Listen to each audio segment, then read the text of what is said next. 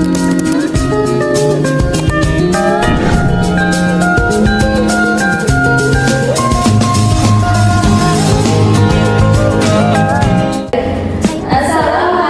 warahmatullahi wabarakatuh. Kami dari kelompok 9 dengan saya sendiri Alia Auralia dan rekan saya Nabila Febriana, saya Jamila Bujana Sunair. saya Bagus Nursyahina. Nah, di sini kami akan menjelaskan tentang materi akad wadiah.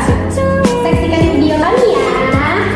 Baiklah, saya akan menjelaskan tentang pengertian akad wadiah. Al-wadiah adalah titipan murni dari satu pihak ke pihak lainnya, baik individu ataupun badan hukum yang harus dijaga dan dikembalikan kapan saja pemiliknya menghendakinya. Barang titipan dalam fikih dikenal dengan sebutan wadiah. Menurut bahasa, wadiah ialah sesuatu yang ditempatkan bukan pada pemiliknya supaya dijaga. Dengan kata lain, wadiah adalah memberikan titipan untuk dijaga.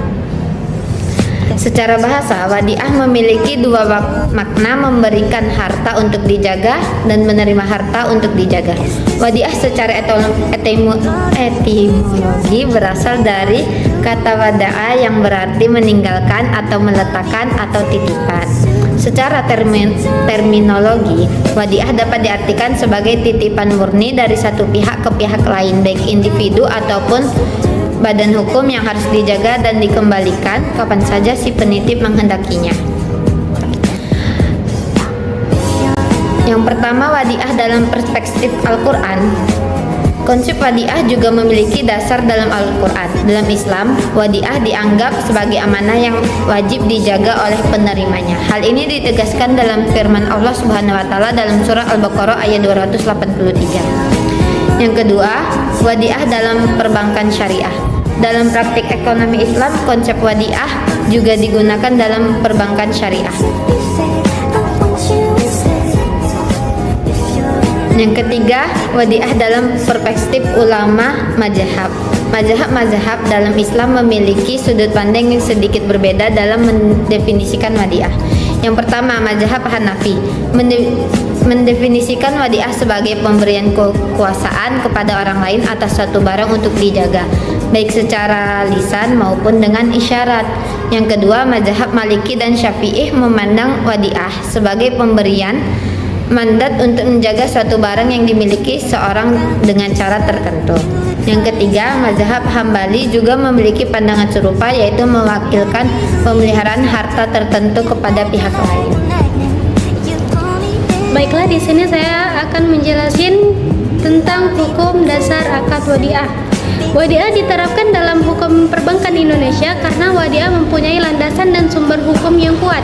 Di antara landasan hukumnya, yang pertama terdapat dalam Quran surat An-Nisa ayat 58, sebagaimana yang berarti, sesungguhnya Allah menyuruhmu menyampaikan amanat kepada yang berhak, dan apabila kamu menetapkan hukum di antara manusia, hendaklah kamu bersikap adil, sesungguhnya Allah Maha mendengar dan Maha melihat.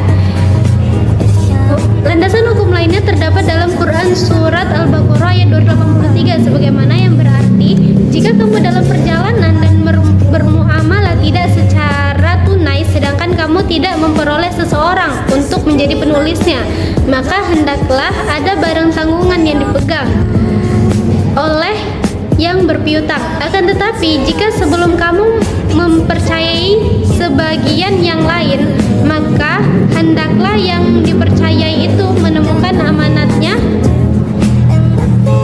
dan hendaklah ia bertakwa kepada Allah Subhanahu wa taala, dan janganlah kamu para saksi menyembunyikan persaksian kalian, dan barang siapa yang menyembunyikannya, maka sesungguhnya ia adalah orang-orang yang berdosa, dan Allah Maha mengetahui apa yang kamu kerjakan. Dua ayat di atas juga diperkuat oleh hadis Rasulullah SAW, sebagaimana hadis Rasulullah tersebut berarti, serahkanlah amanat kepada orang yang mempercayai kamu, dan janganlah kamu mengkhianati orang yang mengkhianati kamu. Hadis riwayat Abu Dawud, Tirmizi, dan Hakim.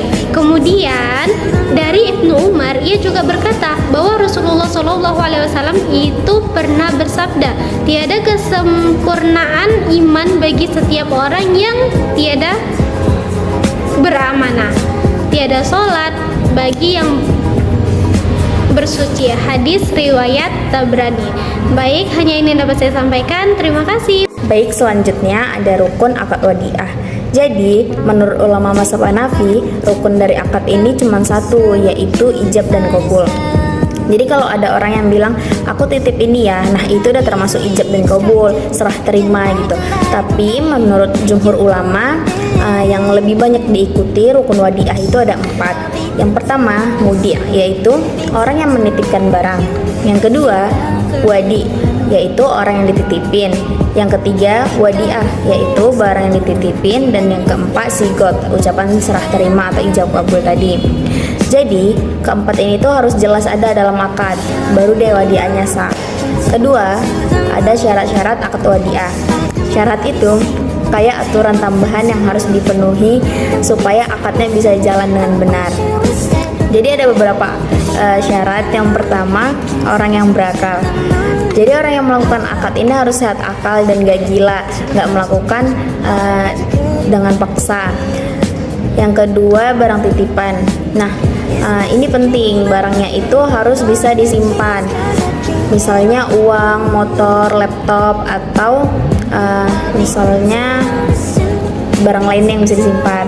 Tapi kalau benda itu nggak bisa disimpan, misalnya air sungai atau barang yang mudah hilang, maka wadiahnya nggak sah.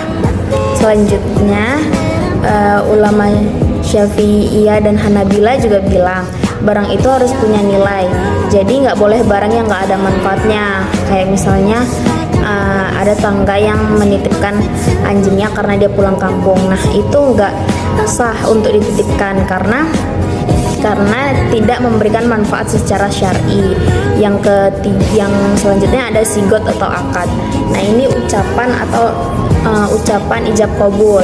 Jadi kedua belah pihak itu harus melakukan ijab qabul tanpa paksaan. Itu. Oke, selanjutnya di sini saya akan menjelaskan beberapa sifat-sifat akad wadiah.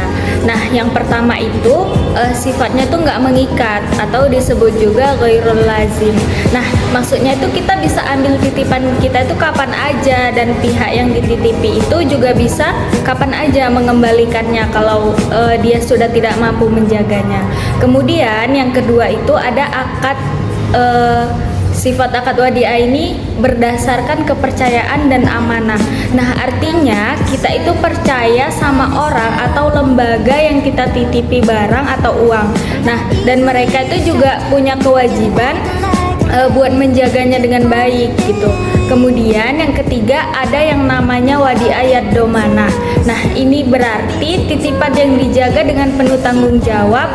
Tapi kalau ada kerusakan atau kehilangan yang bukan karena kesengajaan si penjaga, maka nggak wajib ganti rugi. Jadi selama dia nggak lalai, dia itu nggak salah gitu. Kemudian terakhir akad ini tuh harus dilakukan dengan dasar tolong menolong atau dalam istilahnya disebut tabarruk. Nah, jadi bukan untuk cari untung tapi lebih ke bantu menjaga titipan secara sukarela. Mungkin itu saja yang bisa saya jelaskan. Terima kasih.